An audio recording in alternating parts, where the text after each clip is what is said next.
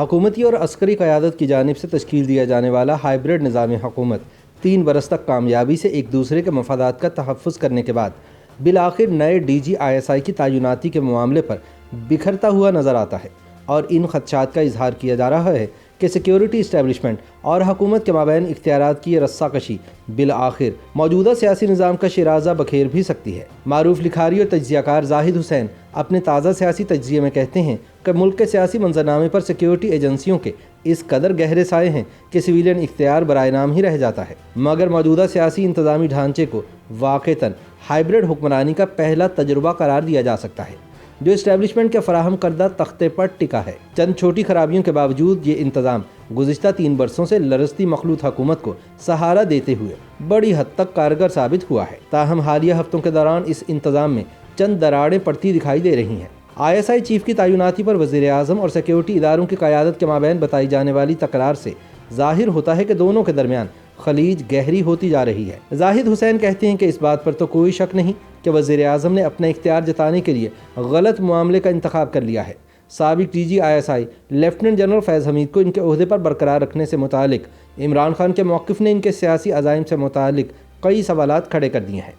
فوجی قیادت نے رد عمل دیتے ہوئے بظاہر وزیر اعظم کی منظوری کے بغیر اور اصولوں کی خلاف ورزی کرتے ہوئے نئے چیف کی تقرری کا نوٹیفکیشن جاری کر دیا، جس نے ٹکراؤ کی راہ ہموار کر دی۔ ٹکراؤ کا نتیجہ چاہے جو بھی ہو، مگر اس نے سول اور فوجی قیادت کے درمیان گہری ہوتی خلیج منکشف کر دی ہے۔ چند دیگر ایسے معاملات بھی ہیں جن کی وجہ سے پیچیدگیاں بڑھ گئی ہیں۔ سیاسی تجزیہ کاروں کے مطابق اس وقت ملک کی فوجی اور حکومتی قیادت اہم خارجہ اور سلامتی امور کے معاملات پر ایک پیج پر نظر نہیں آتی۔ یہ بات باعث تجسس ہے کہ ہائبرڈ ڈھانچے میں اس وقت کشیدگی دیکھنے کو ملی ہے جب ملک کے اندر انتخابی ماحول بننے لگا ہے۔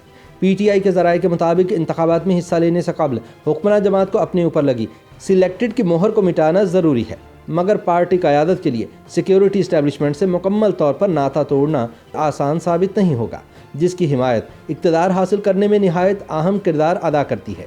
زاہد حسین کہتے ہیں کہ محدود اکثریت کی حامل ایک غیر مستحکم مخلوط حکومت اسٹیبلشمنٹ سے ٹکرانے کے متحمل نہیں ہو سکتی، اور یہ امر خصوصاً ایسی حکومت کے لیے اور بھی کٹھن ثابت ہوگا جس نے جمہوریت کے تقاضوں کو زیادہ اہمیت نہ دی ہو۔ گزشتہ 3 برسوں کے دوران وزیر اعظم عمران خان کی محاذ آرائی کی پالیسی نے جمہوری اداروں کو کمزور کیا ہے۔ ان کی جانب سے منتخب اداروں کی ہونے والی توہین سب کے سامنے ہے۔ اہم آئینی معاملات پر بھی اپوزیشن کو اعتماد میں لینے اور غیر معمولی خارجہ اور سلامتی پالیسیوں پر قومی اتفاق رائے قائم کرنے سے انکار نے سیکیورٹی اسٹیبلشمنٹ کو کھلا میدان دے دیا ہے، اور یوں اس کی اقتدار کے مختار کل کی حیثیت کو تقویت ملی ہے۔ سیاسی تجزیہ کار کہتے ہیں کہ ایک منقسم حزب اختلاف بھلے ہی حکومت کے لیے بڑا چیلنج نہ ہو، لیکن غیر جمہوری رویہ حکومت کی سیاسی حیثیت کو مزید نقصان پہنچا سکتا ہے۔ گزشتہ چند مہینوں کے دوران حکومت نے پارلیمنٹ کو بالائے طاق رکھتے ہوئے صدارتی آرڈیننس کے ذریعے کئی قوانین کا نفاذ کیا ہے۔ سب سے متنازع اقدام نیب ضابطوں میں ترمیم کے ذریعے موجودہ چیئرمین نیب کی مدت میں توسیع دینا ہے، جن کی ساکھ اور غیر جانبداری پر سوال اٹھایا جاتا رہا ہے۔ اپوزیشن رہنماؤں کے یک طرفہ احتساب نے کرپشن کی روک تھام کے ادارے کو متنازع بنا دیا ہے، اور داغدار احتسابی عمل کی سربراہی کرنے والے شخص کو توسیع دینے سے مخالفین کے الزامات کو تقویت ملی ہے۔ اس الزام میں کسی حد تک صداقت موجود ہے کہ PTI کی حکومت سویلین ریاستی اداروں کو منظم انداز میں تباہ کر رہی ہے۔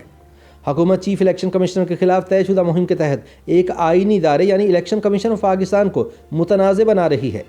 منصفانہ اور شفاف انتخابات کو یقینی بنانے کے لیے انتخابی ضابطوں میں اصلاحات لانے کے لیے حزب اختلاف کے ساتھ بیٹھنے کی بجائے PTI حکومت انتخابی عمل میں یک طرفہ تبدیلیاں مسلط کرنے کی کوشش کر رہی ہے۔ الیکشن کمیشن کے اعتراضات کو نظر انداز کرتے ہوئے وزیر اعظم اگلے عام انتخابات میں الیکٹرانک ووٹنگ مشین کے استعمال کی ضد لگائے بیٹھے ہیں۔ ملک میں سسٹم کا تجربہ پہلے کبھی نہیں کیا گیا۔ حزب اختلاف نے الیکٹرانک ووٹنگ کی تجویز کو مسترد کر دیا ہے۔ ووٹنگ کے عمل میں تبدیلی سے متعلق کسی بھی قسم کا یک طرفہ فیصلہ آئندہ عام انتخابات کو متنازع بنا دے گا اور پہلے سے بگڑے ہوئے جمہوری عمل کو سنگین نقصان پہنچائے گا۔ گورننس کے فقدان کے باعث حکومت زیادہ سے زیادہ آمرانہ عوامل کا سہارا لے رہی ہے۔ زاہد حسین کا کہنا ہے کہ پاکستان میں اقتصادی مندی اور آسمان کو چھوتی مہنگائی جیسے اہم مسائل پر دھیان دینے کی بجائے وزیر اعظم عمران خان کی حکومت تفرقہ انگیز روش برقرار رکھے ہوئے ہے۔ دوسری طرف خطے میں تیزی سے بدلتے زمینی اور سیاسی منظرنامے کے پیش نظر ملک کو سنگین خارجہ پالیسی اور قومی سلامتی کے چیلنجز کا سامنا ہے، مگر لگتا ہے کہ حکومت کو صورتحال کی سنگینی کا احساس ہی نہیں ہے۔ ایسا نظر آتا ہے کہ اہم قومی امور پر کوئی واضح پالیسی اختیار کرنے کی بجائے پاپولسٹ بیانیہ اختیار کیا گیا ہے۔ اس حوالے سے سب سے زیادہ پریشان کن معاملہ تحریک طالبان پاکستان سے مذاکرات اور انہیں عام معافی دینے والے وزیر اعظم کا بیان ہے۔ عام معافی کی اس پیشکش سے حکومت کی انسداد دہشت گردی پالیسی پر سوال کھڑا ہو جاتا ہے۔ مفاہمتی عمل سے سیکورٹی فورسز کی دہشت گردی کے خلاف جنگ میں حاصل کی جانے والی تمام کامیابیاں رائے گاں جائیں گی۔ زاہد حسین کہتے ہیں کہ اب جب کہ ملک کو مشکل ترین چیلنجز کا سامنا ہے تو ایسے میں وزیر اعظم تواتر کے ساتھ اخلاقیات اور تاریخ اسلام پر درس دینے لگے ہیں۔ یوں محسوس ہوتا ہے کہ انہیں معاشرے میں بڑھتی ہوئی بے حیائی جیسے معاملات کی زیادہ فکر رہنے لگی ہے۔ انہوں نے حال ہی میں نئی اسلامی اتھارٹی قائم کی ہے جو ملک کے تعلیمی نظام اور میڈیا کی مانیٹرنگ کرے گی، لیکن اس طرح کے فیصلے ملک کو آگے نہیں لے جا سکیں گے بلکہ پیچھے کی طرف ہی دھکیلیں گے۔ YouTube پر گوگلی نیوز دیکھنے کے لیے youtube.com کی سرچ بار میں googly news T V type کریں۔ گوگلی نیوز کے پیج پر سرخ رنگ کے سبسکرپشن والے بٹن پر کلک کرنا نہ بھولیے۔ YouTube پیج پر اپلوڈ ہونے والی ویڈیوز سے باخبر رہنے کے لیے بیل آئیکن پر کلک کیجیے۔ آپ کو ہر نئی ویڈیو کے بارے میں نوٹیفیکیشن موصول ہو جائے گا۔